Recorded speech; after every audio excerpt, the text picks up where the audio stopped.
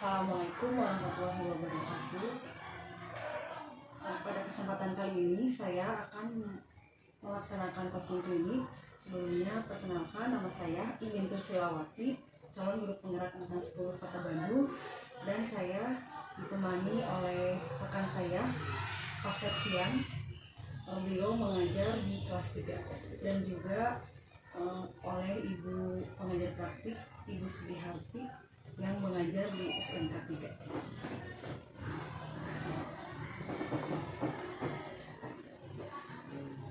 Assalamualaikum warahmatullahi wabarakatuh. Waalaikumsalam, Bu. Bagaimana kabarnya? Alhamdulillah sehat, luar biasa. Bu, gimana kabarnya? Alhamdulillah luar biasa. Alhamdulillah. Pada kesempatan kali ini kita akan melaksanakan coaching. Kan waktu sebelumnya Mas Septian sudah membuat RPP. Ya, betul. Tujuan coaching kita kali ini untuk apa ya? Tujuannya sekali juga sebagai guru biar tahu gitu Buin bagaimana pembelajaran Septian selama di kelas. Kan kalau kadang kalau ngajar sendiri tuh ngerasa bener, tapi kan kalau di kelas ini mah pasti ada yang salah, ada yang lebihnya di mana, kekurangannya di mana. Kalau saling sharing dengan teman kan lebih enak gitu, bisa ditambahkan dalam pembelajarannya sebelah mana, oh ini kurang. Nah, jadi bagus sekali ada kegiatan coaching, jadi bisa saling sharing gitu dalam pembelajarannya, seperti itu. Ya, jadi supaya mengajarnya lebih bagus lagi. Iya, ya, betul. Tingkatan kembali. Nah, iya betul. Ya, Septian, saya mau tanya, kemarin itu Pak Septian akan melaksanakan pelajaran IPAS ya. Apa yang tujuan pembelajarannya? Tujuan pembelajarannya itu ada dua, Bu. Yang pertama, siswa dapat menyebutkan dua hewan bertulang belakang dan tidak. Kemudian yang satunya lagi, siswa dapat mengelompokkan hewan-hewan berdasarkan yang memiliki tulang belakang dan tidak bertulang belakang. Jadi ada dua tujuan pembelajarannya, Bu. Ya.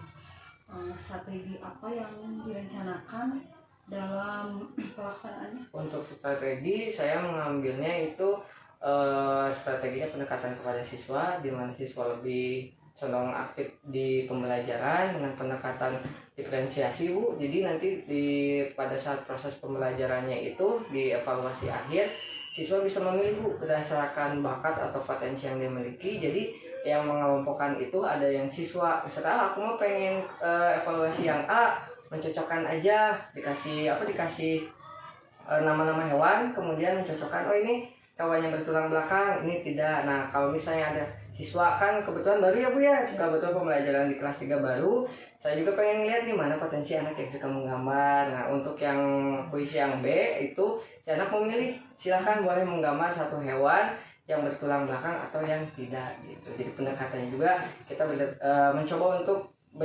diferensiasi gitu, Bu, biar potensi anak kelihatan juga gitu, dengan tidak jenuh juga pembelajaran seperti itu. Ya, jadi Pak Septian mencoba dengan pendekatan pembelajaran yang berdiferensiasi. Iya, betul. Itu saya mau tanya, kalau indikator pencapaian dari tujuan Pak Septian, Ya. tujuan di pembelajarannya apa? Kalau tujuannya tadi dikatakan kan dua ya. Pencapaiannya. Siswa dapat mengelompokkan. Jadi kan nanti kita ada nama-nama hewan. Oh, misal kucing, kucing ke kelompok yang hewan bertulang belakang. Nah, kalau misalnya menggambar, minimal dia sudah bisa membentuk misalnya ayam. Meskipun tidak kelas 3 gitu ya, meskipun tidak mirip atau apa, tapi sudah terlihat oh ini kayak gambar ayam kayak gitu. Nah, jadi potensi anak juga kan kadang mampu di kelas 3 kan kadang masih ada yang kesulitan membaca. Jadi dibantu juga untuk memudahkan dia menjawab gambar ayam gambar apa gitu, seperti itu, Bu. Ya, rencananya bagus sekali ya Pak Septian. Kan akan melaksanakan observasinya itu, ini kan baru rencana ya. Kemudian betul. Pada saat itu saya masuk ke kelas. Ya, betul, Ibu, betul. Ya. Bagaimana ketika proses pembelajarannya ketika saya masuk ke kelas? Ketika proses pembelajaran bisa dikatakan 80% sesuai dengan rencana. Alhamdulillah anak-anak terlibat aktif, anak-anak juga senang ikuti pembelajaran.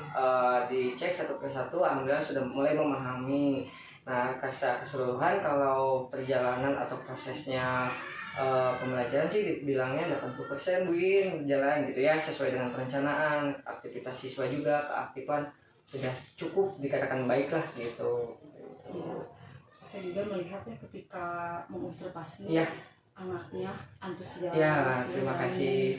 ya pas pulang juga ngajarnya bagus sekali. Alhamdulillah. Semoga itu kan berdiferensiasinya baru Produk betul produk. Semoga nanti bisa ditingkatkan kembali. Amin. Setelah saya melihat mengobservasi pembelajaran kelas Paseptian ya, saya mau nanya nih, bagaimana kekurangan, Ya. kelebihan dan kekurangan Kalau pada saat proses pembelajaran yang telah dilaksanakan pada saat itu. dari kekurangan dulu ya Bu In. Kalau secara pribadi saya melihat kekurangan saya waktu itu kurang siap media Bu In. Medianya cuma baru gambar. Mungkin kalau kedepannya diberi istilahnya ada jangka waktu dan ini mungkin media pembelajarannya lebih inovatif kayak mungkin nanti video pembelajaran atau puisi yang sekarang kan lagi bisa kuis pakai media pembelajaran kayak Canva kayak gitu mungkin bisa lebih menarik lagi. Nah itu yang pertama medianya kurang. Terus ada beberapa siswa yang tidak terlihat aktif gitu Bu. Dan mungkin karena mereka masih ya istilahnya waktu itu kan masih awal jadi masih kurang nyaman mungkin Bu ya ke sosial ininya mungkin sekarang masih belum bisa nyentuh ke siswanya jadi acuh we gitu belajar dia malah main masih ada yang kayak gitu. Jadi kalau secara keseluruhan kekurangannya ada 2, media pembelajaran sama masih ada yang siswa yang kurang aktif. Nah, kalau kelebihannya sih kalau secara pribadi mungkin lebih mengembangkan potensi siswa Bu. Jadi kan apalagi kemarin kan masih baru masuk ke pelajaran yang baru, jadi pengen lihat potensi anak yang secara menangkapnya yang cepat yang mana, yang pemahamannya yang lebih bagus atau ketimbang yang lain yang mana nih. Nah terus kemarin juga kan pengen lihat nih mana nih di kelas 3 yang istilahnya calon-calon bibit-bibit yang pintar ngegambar gitu. Jadi sekalian seleksi juga pengen lihat gitu kan, soalnya di kelas 3 juga kan disiapkan untuk kegiatan lomba-lomba kayak gitu. Jadi untuk sekalian mencari lah gitu, mencari bibit gitu. Jadi kalau keunggulannya mungkin lebih pembelajaran lebih beragam, terus sambil dengan diferensiasi itu jadi sekarang kita tahu mana nih siswa yang lebih kemampuannya pemahamannya lebih cepat atau ini gitu. Jadi itu kelebihannya Bu. Jadi kita juga bisa memetakan Ya betul. Nah ya siswanya. yang memetakan siswa. Terus saya mau nanya nih, kan tadi masih ada kekurangannya. Iya betul. Kelebihannya semoga dapat dipertahankan. Amin. Dan lebih baik lagi. Amin. Untuk bagaimana Paseptian untuk rencananya nih untuk mengatasi kekurangan dari pembelajaran yang telah dilaksanakan. Betul. Kalau kekurangan kemarin Paseptian sambil evaluasi diri itu terutama awal ya Bu ya. Kemarin baru dapat di PMM tentang sosial emosional tuh. Ternyata apalagi sebagai guru laki-laki kadang ke anak perempuan tuh suka agak susah. Kemarin kelihatan kan ada beberapa siswa yang cenderung istilahnya agak segan gitu untuk belajar gitu kan, apalagi di awal pembelajaran. Nah kemarin ternyata setelah belajar sosial emosional yang langkah awal itu juga bagaimana siswa itu harus hadir, maksudnya hadir itu jadi suka ke gurunya gitu Bu. Jadi setiap untuk memperbaikinya jadi kalau ada waktu istirahat atau apa lebih dekat lagi ke siswa gitu. Jadi lebih mudah, apalagi kan ini kelas 3 nih ya, di kelas 3 jadi langkah awal mungkin pendekatannya lebih diperkuat lagi dengan siswa-siswa. Kemudian tadi kekurangannya kayak persiapan media, siswa yang kurang aktif. Nah itu lebih istilahnya ditingkatkan lagi lah Bu. Jadi persiapannya harus lebih matang. Nah untuk kemarin Septian punya ide udah sekarang dilaksanakan. Kalau siswa yang kurang aktif itu bukan hukumannya, jadi ada timbal baliknya. Kalau yang aktif dikasih bintang. Nah jadi ngumpulin bintang, nanti selama 1 minggu siswa yang dapat bintang dapat hadiah gitu. Jadi sebagai pemacu istilahnya biar aktif dulu gitu Bu pembelajarannya dalam proses pembelajaran seperti itu. Ya. Tadi kan Septian juga mau mengembangkan pembelajaran sosial emosional. Ya betul. Jadi itu harus hadir ya. Iya betul. Salah satunya tadi saat istirahat. selain saat istirahat ada lagi yang akan dilakukan persepsian supaya siswa itu saat belajar hadir gitu? Biasanya diberi pembelajaran tambahan Bu kalau misalnya yang ada kurang ya, misalnya ada yang membaca atau apa. Kadang kan di kelas 3 masih ada yang kesulitan, mungkin salah satu kenapa dia tidak aktif, kenapa dia tidak istilahnya ngerespon pertanyaan, atau mungkin masih kesulitan dalam membaca atau memang. Jadi kalau misalnya ada waktu, saya suka panggil lah orang-orang tersebut, yuk kita belajar bareng membaca. Jadi kan kalau misalnya lebih, karena ibaratnya kalau sering ketemu lah kita makin kenal gitu kan. Kalau udah kenal alhamdulillah sih kayak gitu. Sekarang alhamdulillah kebukti hampir seluruh siswa istilahnya dekat dalam tanda kutip, kalau ada apa-apa kesulitan apa pasti bilang ke guru gitu. Ya, saya itu kan siswa ada yang diajarkan membaca juga. Ya betul. Terus untuk mengatasi kan emosional supaya hadir. Kalau hadir itu kan siswa itu harus merasa ada ya. Harus merasa gitu. Kalau pertama sih nyaman dulu sama apa istilahnya teh, gembira gitu. Diajar sama punten ya, misalnya diajar sama Pak Septi mah seru atau gimana kan aja. Meskipun kayak kemarin Pak Septi nitip Hanif lagi agak sakit tapi pengen belajar ya, pengen. Nah kan dari situ berarti oh iya berarti sosok aku teh, sosok guru teh udah ada. Oh berarti pembelajaran sama menarik kayak gitu. Jadi hadir gitu Bu. Jadi ngelihat guru teh menyenangkan gitu, nggak tegang lah gitu pembelajarannya. Jadi apalagi di kelas 3 menyenangkan aja dulu gitu Bu, menyenangkan. Setelah dari menyenangkan itu kan kadang dari buku juga yang saya baca, si anak mah belajar sambil bermain dulu gitu kan, terutama dari kelas 3 gitu kan ya, kelas rendah gitu. Setelah di sana di saatnya bermain kita fokuskan belajar, dan sekarang alhamdulillah sih udah mulai istilah sesuai dengan harapan gitu. Tadi kan rencananya Kesetiaan mau mengembangkan pembelajaran emosional ya. Saya mau tanya kapan akan dilaksanakannya? Insya Allah mungkin minggu depan lah. Ngelihat kebetulan sekarang agak sibuk persiapan untuk PPG Bu, alhamdulillah. Jadi kelihatan mungkin nanti kalau udah ada waktu senggang, kalau itu mungkin bisa diterapkan lagi. Dan sebetulnya sih itu udah sih Bu, kalau ya sedikit-sedikit pada pembelajaran sudah gitu. Cuman kalau dikhususkan sih enggak gitu. Cuman kalau misalnya setiap hari saya coba emosional sama sosialnya itu pasti gitu. Jadi kayak misalnya hal kecil aja yang saya tangkap kalau di materi PMM itu. Jadi minimal si guru tuh nanya, misal kalau ada siswa yang murung atau apa, kan itu lebih kayak emosionalnya dia dapat gitu. Jadi guru tuh untuk diculkan gitu. Jadi ngeliat anak itu kenaon, datangin, sabarin kayak gitu, udah termasuk ke dalam sosial emosional. Secara sederhananya kayak gitu. Baik Kesetiaan. Jadi selain itu juga harus memperhatikan ya. Memperhatikan kondisi. Nah betul. Ya. Tahap pertama apa yang akan Kesetiaan laksanakan dalam merancang pembelajaran sosial emosional? Kalau tahap pertamanya mungkin lebih kepada pembelajarannya Bu. Kadang kalau misalnya, anak-anak juga untuk kelas 3 sekarang agak mulai, sekarang belajar matematika, udah ada mulai istilahnya teh ada menolak gitu. Terutama kan misalnya udah masuk ke perkalian, pembagian, apa mau Pak, kayak gitu. Nah terutama itu pendekatannya udah harus mulai ditingkatkan lagi gitu Bu. Kadang saya tuh udah nggak mau belajar matematika kayak gini, soalnya agak susah kayak gimana gitu.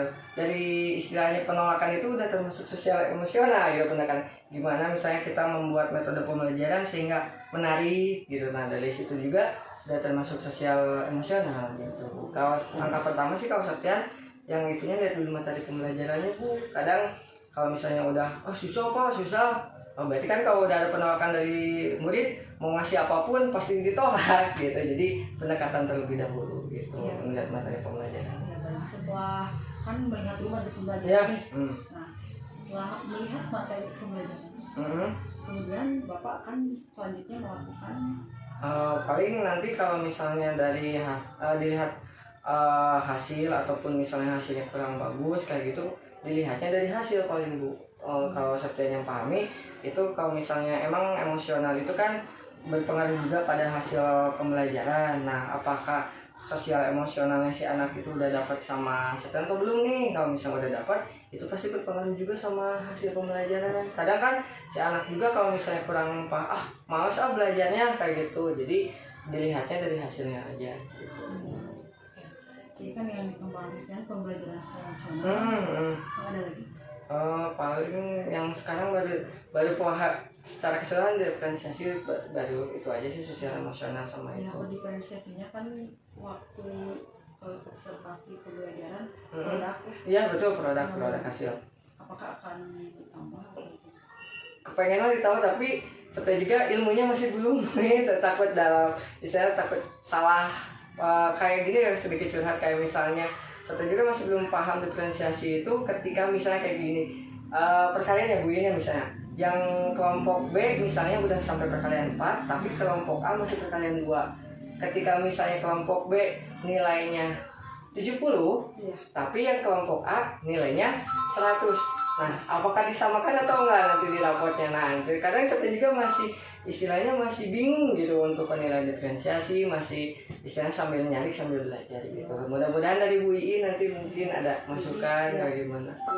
Jadi tadi kan ada perkaliannya beda ya. Ya betul. Kita harus beda juga dalam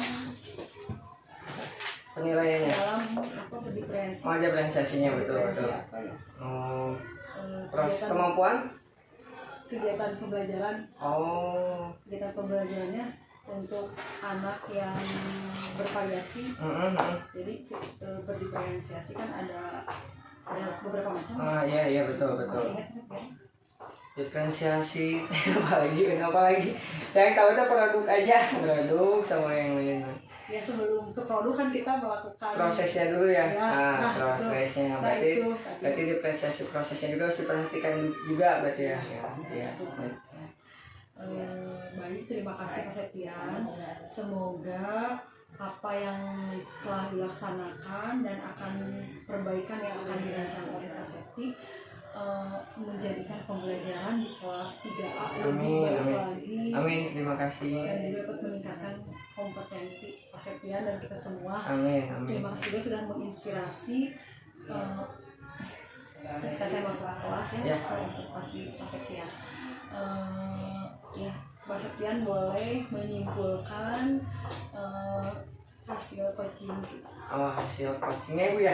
Kesimpulannya alhamdulillahirobbilalamin, saya berterima kasih juga nih kepada Bu Iin dengan ada kegiatan coaching ini. Jadi saya tahu kemampuan saya, informasi baru dari Bu Iin tentang pembelajaran maupun di luar pembelajaran, sehingga secara tidak langsung meningkatkan kompetensi saya dalam mengajar atau dalam proses belajar. Sekali lagi mungkin saya mengucapkan terima kasih dengan ada kegiatan coaching ini, setidaknya jadi informasi atau tambahan pengetahuan buat saya menambah. Itu aja mungkin Bu Iin, terima kasih. Ya, terima kasih Mas Septian sudah melaksanakan coaching dengan saya. Semoga ada manfaatnya. Amin. Dan menginspirasi untuk perbaikan pembelajaran selanjutnya. Ya, terima kasih.